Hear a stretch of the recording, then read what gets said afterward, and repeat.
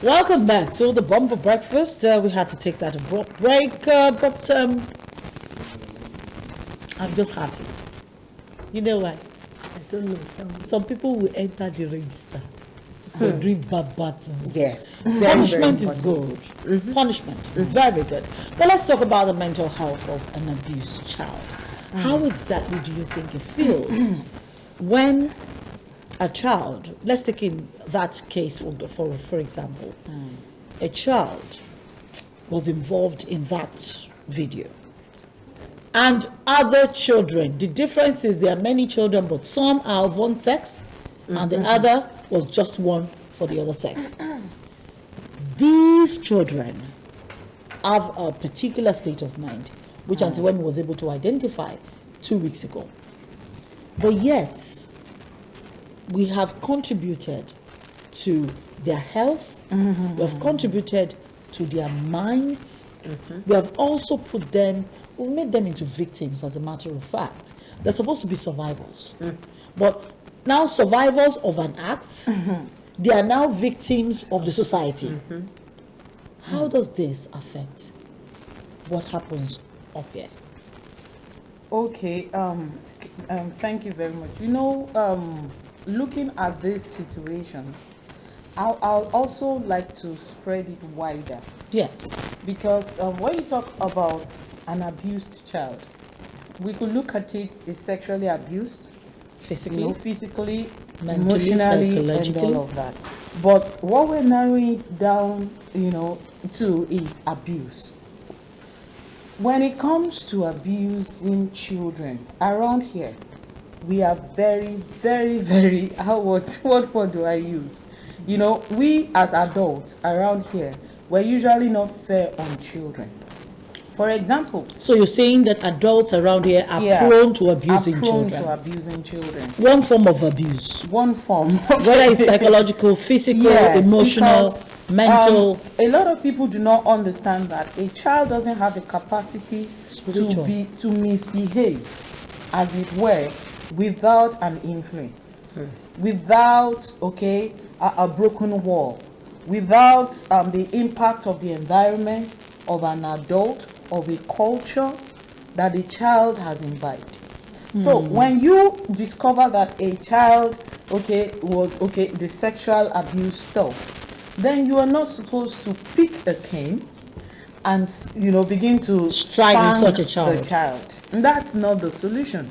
But the impulse, the action from a natural parent is you want to hit that child.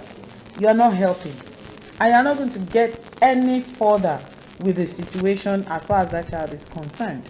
So when you're talking about the mental health of an abused child, you need to first understand ask the question, where is this coming from? Where is this coming from?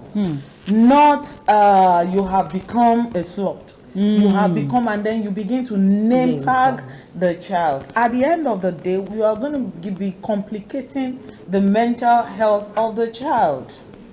And a whole lot of times, people don't know that abuse is not just about the act meted at the child. That's the action of the abuse. Okay? But the occurrence now comes when you keep flogging, when you keep insulting, when you keep naming the act that the child got involved in, upon the child. When you are not able to separate the true identity of a child away from the act that the child got involved in. Now, let me tell you something. Most of the issues we are having today, stemmed from childhood experiences. So one of the things we should be considering is the mental health of every abused child should be the first thing we need to salvage. A lot of people say we want justice, I say justice is okay, but let's first remedy the mental health of this child. Then we look in the direction of fighting, for a cause that needs to be fixed via the justice route, basically. So basically, I want us to establish, first of all, who are the ones that are prone mostly to abusing children. And let's break it down all kinds of abuse now. You said adults. Yeah, most adults, because a lot of people lack the understanding of how to deal with a child. Okay, you're dealing with the brain development of a child. If you have the understanding, you will understand that there is a particular stage where the child gets to, that the child soaks in everything you do, you say, they see. Okay, now there's a particular stage the child gets to where all that the child has taken in through your influence, through environment, through the world, becomes what they give back to you in their character. So people are ignorant. You don't look at things from the garbage in. You begin to attack the child from the garbage out. A child doesn't have the ability to give out anything if the child has not taken it in. First of all. So we need to look inward. Okay. So if a child displays sexual behavior, okay, look inward. Fine, we know the environment is saturated with all manners of stuff here and there and all of materials. That. But the truth is, I say, fine, the environment is there, but the child is coming from a home. So if the home is not watertight, the environment will further influence it. The child. So we need to have pity on children. Let me put it that way, because they are dealing with a whole lot. They are dealing with irresponsible adults in their lives. They are dealing with unavailable adults. They are dealing with ignorant adults. And they are dealing with people who know and still will not do the right thing. Abusive adults as well. We need to understand this. And I want to say that an abused child will perpetually become a victim if the adults in their lives do not change their orientation, their mentality, and begin to deal with children with empathy, to say, when I see a behavior in you, fine, you have the ability to do some things, but whatever I see in you is as a result of what I have put in you, what you have seen from me, and what type of environment I may have created for you. What about a situation where the child is abused by an older child? Take for example the case of abusing children. Yes. Take for example the case of a 16-year-old boy and a 19-year-old boy, young man, who abused 2-year-old twins. I mean, we dealt with that story about 2 weeks ago as well. Now, you're looking at 2-year-old twins abused by their uncles, their father's younger brothers, who are living with their parents. The father was not around. Mother went to work, dropped the children at home. They're 2-year-olds with these two young men who are available. And then she discovered while she was wiping one of them, dressing the boy up, that one was complaining of pain in his anus, and led to taking both of them to the hospital. They discovered he had been abused, sodomized. The girl, the hymen was broken at 2. And you're looking at a 16-year-old. What about in a case where they were abused by children? Who takes responsibility for that? We believe in our field that abuse runs in circle. Okay, once a child, let's say if abuse occurs once, and you do not step in to terminate the way it spreads, the abused child will become an abuser. So the 16-year-old you're talking about also was a victim. So it's a circle.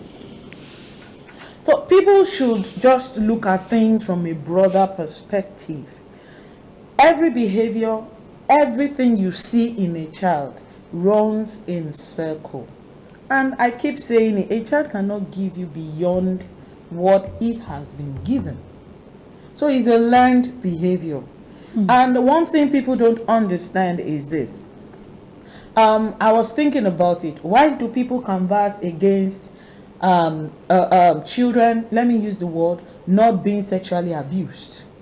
Okay? Or let me break it down the way it came to my head. Why do we keep saying children should not have sex? The reason is the psychological makeup of a child cannot handle the pollution that sex brings into their brain. Well, I think I've said it before. While I was undergoing my training, we examined the brain of an abused child and the brain of the non-abused child. And the brain, the shape of the brain was different. So if a child has been polluted, let me use that word, the child can never behave like a normal child. And that's why we keep saying, if you expose these children to abuse, if you allow the child, you are distorting the mental functionality of that child. So that's why you have all manners of behavioral issues. The behavior we see in children stems, apart from the environment, stems from the brain. Okay, it's whatever the brain picks, that the brain, that the message, is sent to the body, and the action would definitely be in correlation with what has been stored in the brain. And that's why we keep saying, if you allow abuse to escape into a particular age, apart from the childhood experiences, you allow it to escape into the preteen stage. I tell you, whatever you are doing with that child, you are going to do extra to sanitize the mental state of the child, the mindset of the child, the mentality and the behavior of the child. So we say prevention. Let's prevent it right from time when they are children, when they are in their childhood, which is between the ages of 0 and 9. Okay, because everything you see from 9 to 14 is a mastered behavior from their childhood. And that's why you discover that they have lots of cognitive issues. You discover that you are giving a child instruction, the child doesn't have the ability to retain it, and the child wants to do use. That's why a lot of times children are being beaten, because you believe he or she doesn't hear word. No, a child who seemingly doesn't hear word is displaying an aftermath of abuse. You are not supposed to complicate the issue of that child by spanking, by verbally abusing. Okay, get to the root cause. Okay, there is a distortion, there is a disconnect somewhere. Abuse is responsible for it. Now, studies is beginning to show that ADHD is linked to abuse. The child becomes restless. The child doesn't just follow instruction. The child wants to explore, wants to do everything, because there's an enlargement in the part of the brain that just goes after things. They are just daring. They want to do and undo. So a child who has been polluted by abuse will not behave and cannot behave like a normal child. All right, we've been talking about the mental health of an abused child. You have questions, you have comments, you have a situation to share with us this morning. You get to contribute on 08064738133. It's a number right there on your screen. You can call, you can SMS, you can WhatsApp, and we definitely will answer your questions or take your comments this morning. Don't forget, 08064738133 is the number. And peradventure, you're about to step out of your comfort zone, out of your home, and you want to step out this morning. If you're not driving, you can check us out on Facebook at MITVNG and watch the show while you are on your journey. However, you can go back on Facebook much later if you will be driving to watch. Please do not watch the show while you're driving. I'm pleading with you. Just go MITVNG on Facebook. You will definitely be able to watch the show all through the day. It doesn't matter when, the video would remain there. All right, coming back to the studio to talk about this, don't forget 08064738133 is the number to call, SMS or WhatsApp.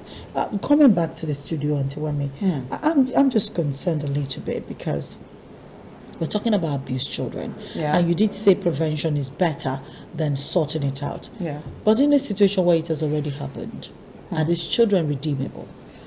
Well, I'll say that we are not supposed to give up on an individual. Okay, they are redeemable. However, you're going to put in a lot of effort. It's not quite easy to redeem a child who has been sexually abused repeatedly. What about physical abuse? Physical abuse also. Okay, they learn, they become aggressive. they become repulsive to love. Okay, because physical abuse damages something in children that makes them believe that brings about, let me say, destructive nature. Okay, because they were damaged physically, and usually most of this physical abuse don't go away. It stays, it leaves mark on them. And at the end of the day, once the child sees the mark, the child remembers the situation and remembers the person. And if the child is not removed from the environment, and the person does not like, you want to fill up the emotion of that child with love to buy back what you have done, the child may likely come up with a destructive mentality. Okay, they destroy human being because they felt destroyed, because they felt unloved. Let me use it that way. And at the end of the day, you cannot get anything good, because they believe if they did this to me, then I can do this to someone else. What of in a situation that they now take the child? They say, and they take the child to a juvenile center. There are some children who their personalities are naturally tough. Okay. There are some children who are born. Let me use the word. They are very strong-willed. Some people use the word they are difficult children. The truth is, once you observe that this child has the tendency to be difficult, then you as an adult in the life of that child, you need to get knowledge about how to channel the difficult tendencies of a child into the strength of that child. And that's what a lot of people don't use. Every personality you see every personality has the traits you see in a child has its very good and fantastic side. Okay, so I'm saying a child is difficult, a child is tough, a child doesn't listen. Okay, those are the weaknesses of that personality. But you could actually flip it. Just discover the language the child understands. Just discover the tool using. If only you could be patient. If only you could have a goal of the outcome you want for that child, then you will achieve it. But we easily give up on children. You just assume this is where the child. And one thing is, once you begin to lead a child with assumption, you have lost your authority as a parent in the life of that child, because there is a power you have handed over to that child. Because children can preempt adults. They tell just to have their ways. They will do something to lead you in another direction so that they could have their way. Okay, so if you discover that a child is, in quote, difficult, change your strategy. You don't have to be difficult to deal with a difficult child. Unfortunately, it doesn't work. Well, let me come to Miriam here. Unfortunately, we grew up in an environment where people attack difficulty with difficulty. The more difficult the child is, the more difficult the parents decide to be. And I remember that there was a day we were having a conversation here, and we're talking about correcting a child, and we're talking about a difficult child, correcting a difficult child. And I was saying that parents coming together to beat together a child that is difficult. The father and the mother. The father and the mother beating the same child. As mother is slapping, the father is kicking or using belts, and the two of them gang up. I call it gang up on the child to correct this one child. And I was saying that this is an anomaly. Why can't one person correct the child? The outcome of that thing is the child, if they do not watch it, permit me to say it, that child may kill them someday. But do you know that we have, okay, let me say this, in this kind of society we happen to find ourselves, the way we are raised is different. We have a toxic environment, and we have toxic people around us. You don't want to say we have toxic parents. I like you, she did not want to say toxic parents. No matter how hard you try to raise a child with love and so much, I want to pamper, I want to, see, I've come to realize that children here, they need the special treatment. What type of special treatment? You know, the kind of special treatment I'm about to say is if or when a father chastises the child, let the mother support the father there. Not when the father is trying to rebuke an act of the child and the mother says, don't beat him. No, that's not what we're saying. You know, we argued that, and after the show, after the show, so many people said blah blah blah. That's an ideal situation from a Just functional home. We have a lot of dysfunctional homes today, and that's one of the situations we are having with children today. You know, so if you have it functioning, as in, you know, not a dysfunctional situation, the father is correcting whether he is right or wrong. The mother will allow the father to finish. But in a situation where you have everything upside down, it doesn't work that way. It does not work, Wemi, but then at least you should do something that will make it work at that point in time. I support the fact that the father spanks and the mother spanks at the same time. I support it. Do you know why it is wrong? It is wrong, though. From my own perspective, it is because right. But then after the whole thing, the whole event, and you can just call your child, tell him or her, you know, I don't support what you're doing. You can actually advise. You know, there's a place. But I for one support the fact that let the parents, both parents, spank. But there is a place. At the same time. A lot of times, what if when you're spanking the child? Okay, what if something happens to the child? Do you know that? Let me tell you. That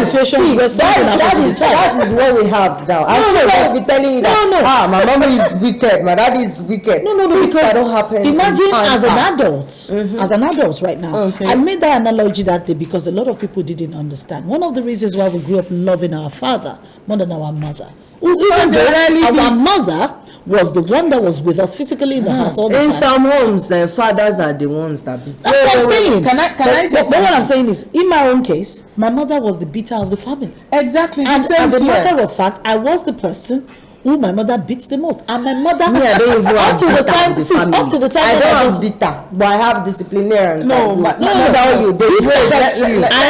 have two bitters in my family, my uncle and my mom. And when my mom is done beating you, she will pass you over to my uncle who will beat you extra. So are you saying? Let me not tell you. No, I'm pointing out to you in clear terms because I'm divulging my own emotion as a growing young adult. Till the time I was 21, I told my mother one day while I was about 20, and my aunties were there. I said, on my wedding day, I don't want you to be there. I told her, I said, you're a very wicked person. Because my mother would beat me to the point that when my father sees me, he will be crying. You did this to my child. Is no longer because you know exactly that's what we're saying. Ask mommy. Maybe she's trying to bring some things. That's what I'm saying. She was trying to teach something. Now imagine that at that point in time, that's no longer teaching. So. No, but hold on. This is what I'm saying. Now imagine that at the time when she was actually beating me. Let us assume that my father was also beating me at the same time. Now, can I come in there? You don't beat like you want to kill the child. Now there's difference between the. So that's what you're saying. Do you get it? Spanking do you know? I know. I have a cousin. I have a cousin whose father used to beat them with the leg of a stool. Yes, the leg of a stool for not playing. Yes. Leg of a stool. He would take the stool and be beaten. Are you saying the wife should join at that point in time to beat too? No, my own beating did. That's what I'm saying. Support your spouse, whoever it is that is the beater, to correct the child, but do not physically abuse your child. If one person is holding koboko and the other person is wielding slap, what can the koboko not do that the slap is doing? You're already holding a koboko to beat a child or a pankere to beat a child. What do you need slap for at the same time? Do you know some people enter the house with their children, open clothes, remove everything, and they start boxing their children? Do you know some people do it? And then at the end of the day, when that child leaves, the day the child leaves their house is the last day they see the child. The child will now start telling them that they marry, no problem, because he has written them off. That's what I mean by don't beat at the same time. Not like but should beating determine that you want to do this, some like you saying, I don't want my parents anymore, I don't want to. Beating can. Why? Because some children were so abused to the point by their parents in the name of correction, to the point where they hated their parents. But why and can't the emotion the child also change? from what they say don't From- pray. I just told you that because a child was not praying wakati marun adura, that the father was beating with a stool. You to pray wakati mara now, so that you won't be beating I mean, with was the because, and this is the child that was in the university. Okay. Oh yeah, now. And I'm telling you a real life story. This is a real life story, somebody that I know very well. But you know, in this At the part end of the day, the child I will changed keep saying from that being a in this- Muslim to becoming a in Christian. this What part the of father the was world, trying to there avoid. are some things that you just have to do to support your parents, one, and to also show them that Enduring beating. yes, Enduring beating is one of them. perseverance, yes. You have to tell them that you love them, and when you're no longer let there, me you tell can you. just. I'm serious. I am ready to pity millions children. Just no. I see. My mommy don't beat you, but you will fast by force by fire. Yes, That is if you also an offend her, abuse. you will fast. You fast. If you are meant to, break your fast by 12, she will make it 3 or 6. Especially when is you. also an abuse. Yes, so especially when you refuse to pray, like you said. Oh my That is God. also an abuse. You will fast. That shows, religion in this part of the world is what we carry on our head. So I'm sorry I have to say this on air, but parents, religion, not following your parents' religion is one thing they hate. It's a crime. It is a crime. I Auntie, tell you, it is a crime. Sometimes if I don't go and pray in my salat and all of those things, and you hear, they fake go. They fell low. I just have to wear my hair tomorrow. Yeah. Because we want to go. I mean, our parents actually win all kinds of powers over us anyway. See, but let's go back to Auntie what here. I was We just painted different scenarios for you. It's good. These are some of the things that are happening, and then some are still happening. But the thing there is, what a child would do, he or she will still do. It's not by beating and all of that. You see, this issue of beating is a controversy. It's controversial when you want to discuss it. A lot of people still believe you have to beat. Beating is discipline and this and that and that. I think is a topic that one should Actually delve focus into on deliberately. beating and discipline. But what we need to know is there are times when you're beating a child and then you are aggressive about it. You are doing it from the zone of anger. And there is nothing you do from the zone of anger that you will not do destructively. So a lot of times when you believe you want to correct in that child, you are complicating the issue much more. You are Like not parents who correcting say, anything. my son is stubborn, they pick up a blade and then they put a mark and they put pepper on When it. you do that, you are fortifying the will power of that child in the negative direction. I even think you're helping the child to If endure the pain. child holds back, you are either instilling fear in the child, that fear, okay, or the child becomes more toxic. Until when so for children who can open their bodies to find 3, 4, 5 marks of when their parents put blades to mark them and put pepper on it on their bodies, would you say that child is completely well? It's not, because you see what we're doing is you are actually feeding the monster or the beast in that child. You know when the scripture says that there is what is this thing? There is foolishness in every child.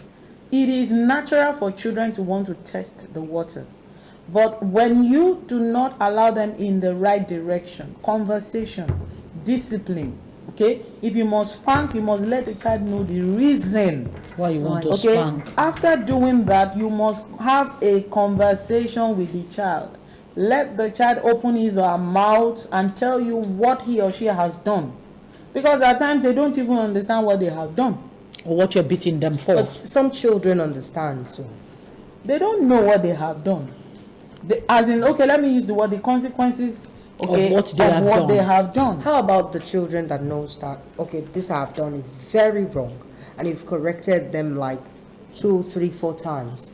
You spank. How would you You handle explain such a and you child? spank. Then you change your style of communication. It's either you are not getting through to the child, or there's something that is disconnecting between you and that child, that is not making the child do it. There is a story. There is a story of it. See, there is no individual, including you, me, that grew up that did not want to try something. Bad. Okay? Extremely now, bad. She was trying to say her mother beats, her daddy doesn't beat. It's the same with me. But what if I let you know that between my parents, okay, both of them, I listen more to my father who doesn't beat. Yeah, same here. Than my mother.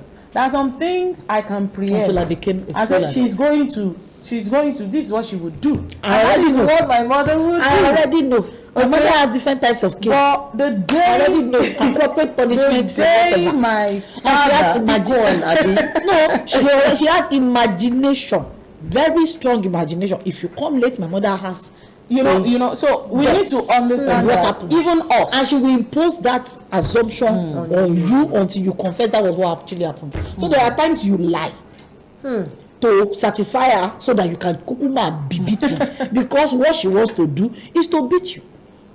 But by the time you leave that stage, and she now saw the kind of aggression that I had I didn't like my mother as a teenage girl. I grew up not liking my mother until I was about 20, 21. Can I chip in something? Then my mother changed strategy, especially with me. Then we began to have I will call my period started as a little girl. I called my father, not my mom. Wait, And my mom was living in the same house. My dad was traveling and coming back. But it was my dad I told, not my mom. And she felt bad. Those are some of the little things. Can I just say something? Now, see, when you introduce beating, spanking, cutting, and all of that, you are disconnecting the child from you. What you intend to correct, you are using the very wrong approach. Okay, there is a place to spank. There is the place to, but becoming aggressive towards a child is very, very uncalled for. Now, when you do that, the connection you are having, let me say the emotional connection, the empathy of a child, because every child has empathy towards their parents, you've killed it. And that's why they will do a lot of things to please themselves without putting you into consideration. Some don't even use Wait, can I just finish that? See, there are times that I want to do, there are some decisions I would have loved to take. When I remember my father, I don't want to hurt his feeling. But there are some things I'm like, if it has to do with my mother, then nothing. It's not as if I was a bad child, but you just know that there are some things you do within some age group, especially when you're a teenager. You just don't care. So it took me years to deliberately reabsorb my mother back into my emotional space. But my dad doesn't have to lift a pin to correct you. His place is there, and he is not an innocent person. It's true. He has his ways. So we are saying that parents who are watching or listening right now, change your strategy. That's what we're saying. Change your strategy. Because at the end of the day, women will say, I suffered over this child. And this child now loves, especially single parents who are mothers. When you introduce hardcore dealings with that child, the child will begin to long for the other parent that did not even labor over him or her. So the first opportunity they go for run after. And in psychology, there is a place of children becoming saturated. Okay, especially when they are always with one parent. They want the other parent. So if your dealing is also pushing that child towards the other parent, then you will lose all your effort on that child. So change your strategy, basically. And it's quite interesting most times that parents do not necessarily, understand what we're talking about. People do feel again and again that what we're saying is don't correct the child, don't beat your child. No, I have kids and I spank. when there is need to spank. But you see, the moment I take anything to spank, they already know, hey, something has gone wrong. Because we do everything that has to do with communication. You will explain what happened. You know the way you you will were write speaking it down. now? I remember when my mom is beating you, she doesn't beat you, she beats you with words. As in, she's beating you physically, and she's also using words. So you are not just crying from the pain Physical of the pain of the beating. You are also being psychologically affected. Some children, they cry much more from the things they say to them than the beating they gave to them. So you are complicating the issue. Remember much more. What are you talking about? What you say. I'm telling you, I remember how I was beaten. You think I don't have marks, but I remember. So imagine if it were physical words, if it were words that were spoken. Some kids remember their parents tomorrow for the wrong negative words that they exuded, that they kept telling them. Even when the kid turns out right and successful, they second guess themselves based on the things that had been planted in them when they were children. They actually do feel that, am I really successful? So you see somebody that is obvious to human side as being very successful, but the person still doubts that success because by the measures of the words that were spoken to him or her when he was a child, he did not have the capacity. Most people to who fall into like depression today. Now, you remember the story about the celebrity? Yes, the issue. If the story turns out to be true, then it could have been an accumulated childhood mental stress. Not now. So a lot of people we cover up a lot of things, and you just go into it, and you get to a point where your mental capacity will break down. You can't stretch it for too long a time, and that's why we say let's fill the emotional bank of children with love. Okay, love doesn't mean you will not correct the child, but fill it up so that it will give them the ability to become resilient in life and move on with life. They accept themselves, their self-worth is not punctured. Even when it's shaky, they still know that, okay, this was how, like there was a movie I watched of a girl who left home. The mother had died, the father loved her quite well, but she just wanted a different life because she felt she was okay with her father's love. She went in search of love. She found someone else who was physically abusing her, mentally and everything. And she was doing everything to please this guy. At the end of the day, wasn't enough. One day she looked into the guy's eyes and said, my father called me a princess. My father did this. My father, this is who I am. Okay, this is not what you say I am. And she packed her bags and left. Now, if she had not been fortified from home, she will remain flat on the floor.